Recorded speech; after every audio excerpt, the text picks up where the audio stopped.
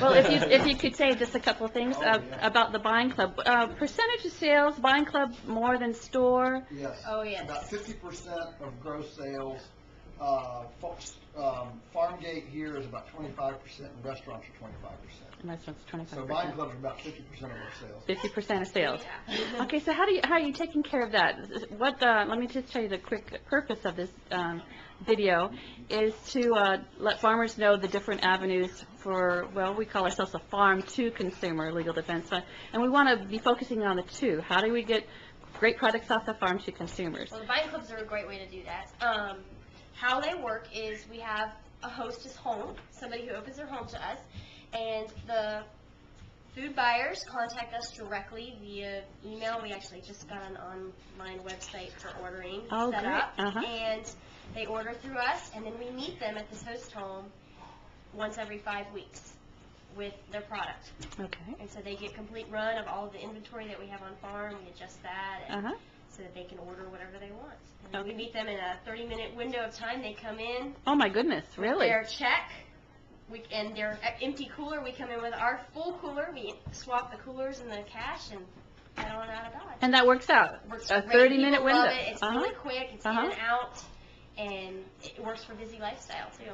That's right. So you're not taking payment online right now. No, you're taking. No, we probably will never do that. You probably never do that. Well, that's right. It's all check or cash on delivery. Oh, that's right. Because if you do online, you have to pay some service charges associated with that, right? Right. Okay, great. So the new enhancement then is just doing it by email or online database? It's an online shopping cart.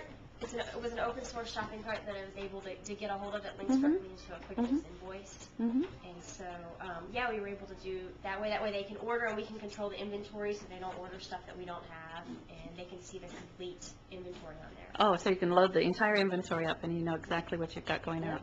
Excellent. Well, tell me, how does it happen that the goods get boxed and then sent to the consumer? So, I mean, do you... Well, we get their orders in. All the deadlines are a week before delivery. So they come in here, and right here in this sales building, we have the coolers up there against the wall. And basically, we go through the orders, and we've got Jane Doe, and we call out ground beef, pork, whatever she has. We put it in the cooler, and then we write on the invoice, Jane Doe is cooler Charlie Delta. And then when we get to the drop, she's got her cooler, and each one's... It goes like that. So you'll get your cooler back. You'll just transfer the goods into her car cooler. We come home with empty coolers. Empty coolers. They come with their box or their shopping bag or their cooler or whatever. So is this a way you can get by without having to do a refrigerator truck? Yes. Okay. Yes. So that saves some expense. Our bus is actually out today. It's a little mini bus that we use. Okay. So we don't even have to. Great. So, but you just need a lot of ice, I guess, suppose. No, we don't, because everything goes out frozen, and we don't go any farther than 3 hours from the farm. Oh, okay. So, 4 hours from the farm. I mean, so everything stays frozen in the coolers. We close them down and put them in the walk-in freezer overnight, and they stay cold. Wow, fabulous. It works out great. No, we haven't had any problems with defrosting. Well, I know when I pick up my sausage from here, I can get it all the way home up to Northern Virginia, and it's still just perfect. I throw it right into the freezer, no problem. So I can see that would work out really well. Yeah. What would you say were some of the lessons that you've learned? You've been doing this for how many years now? Oh goodness, how long have the buying clubs been going, Dad? I've been doing it for 5. Yeah. I have to. They've been going for. They were going for probably 3 years before you took on, but they didn't fly till you took them. They were, that was our learning curve, kind of figuring out what didn't work. Like what didn't work was having a coordinator that took all the orders and acted as a middle person. And of course they didn't understand. And then what would happen is the customer would ask the coordinator a question, the coordinator asked us a question, and it was just like a constant game of gossip. It just, our customers want to talk to us. Right. They want to talk directly to us. And so that was a mistake. Another one was using commercial drop-off sites, like at businesses or office buildings, commercial parking lots. By far and away, the thing that works best is a private home, residential driveway that's not public, that preserves this real relational. Look what I found. And so you're not actually using delivery people. You're using farm staff. So someone from the farm is accompanying all the goods? Yes, Uh-huh. yeah, we have, our driver is a full-time, he's a full-time Full-time. employee. A full-time employee as a driver, wow. Yes, yes. Uh-huh. And then normally, if it's got much size to it, normally we send an intern or an apprentice with the driver Along to with. help tow and just logistically help move things along. Excellent, excellent. But we can get in that, it's a 15 passenger, 1.5 ton bus, little dually bus, and we can get almost $30,000 worth of product in that bus. Wow. So it answers the biggest dilemma right now in local food distribution is economies of scale. Right. That's our biggest dilemma. Mm-hmm. And so we've got to get away from every farmer running in with 200 pounds of stuff in his trunk. That's not going to work. Right. It's just not going to work. Mm-hmm. So we've either got to amalgamate and collaborate, and get enough volume to actually fill a sizable vehicle with, thousands of pounds of stuff in order to make it work. Now, when you started off, you didn't have that kind of quantity going out. No, we didn't. Okay, so what would you say was the point where you felt like you were getting some economies of scale? I mean, a new farmer probably couldn't expect this right away, maybe a No. year or... No, although if a new farmer will read what we've written about it and learn from our mistakes, I think they could do it in about a quarter of the time. Yeah, you're still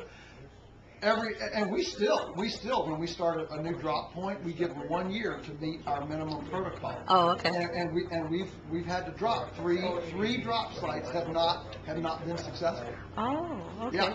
All So right. we have our non-success too. Oh, okay. We're Uh-huh. not made out of gold here. So this is a drop that has to have a certain amount of order. Yeah, a certain... every drop has to have $8,000 worth of sales a year, average $1,000 a drop, or it gets terminated. Okay. And we're willing to give them 1 year. Yeah. 1 year to get to that point. Mm-hmm. And so, because we can't, that's our investment in them, and we figure like in a year, if they can't get it together to get enough volume there, it's not fertile ground. That's not, okay, great. So, how about, Sheri, let's go back to you about the drop coordinators. Are they compensated in any way? Well, Or is it just nice and convenient for them? It comes to their Well, driveway? for a while it was. This year, because of sheer numbers, we have over 1,700 customers now with the buying clubs, 29 drop locations. We are now, all of our hostesses get 5% off their product. 5%, okay. All right, but they're not having to do anything with the ordering or anything, they just have to offer No, their they driveway? offer their home. They give directions to anybody who gets lost. On Okay. occasion, somebody will be running late. They call the hostess, "Can you hold my order? I'll be right there." And they'll do that kind of thing for them. And they're the ones that spread the word. They are really on board with us. They really believe in what we do. And they don't have to drive anywhere, Right. which is a huge plum when you live in Northern Virginia. Right. It comes right to my doorstep. Yeah, right. That's a huge plum. I don't have to fight the grid. Polyface, so it's a double good. Yeah, so That's a real double. benefit. Okay. So is there anything to, so the credit cards is one thing, don't do that because you're paying extra money and you, I mean. We just don't. Daniel, Sheri, you're stubborn. Yeah, exactly. That's right. We just don't want to do it. Oh, you just don't want to do it, credit No. cards, uh-huh. And also, here's the thing about, we sell everything by the pound and not by the piece. So when they order online, they're ordering by the package. We don't have their official total until we put it together the day before we come. Right. So there's really no, to charge them, it would be a real nightmare. So, So most everybody's paying by check, not cash. yeah, most everybody pays by check, Okay. but several people do call and get their total the day before and pull cash. Do you have any It's common? it's a way for us too to not patronize the evil banking empire in New York. The evil banking empire? I mean, why should they get 3% of our sales? What have they done for me? Okay, here goes Joel. He's on a rampage already. We just got him started. We just got him started as he holds his granddaughter talking about the evil empire.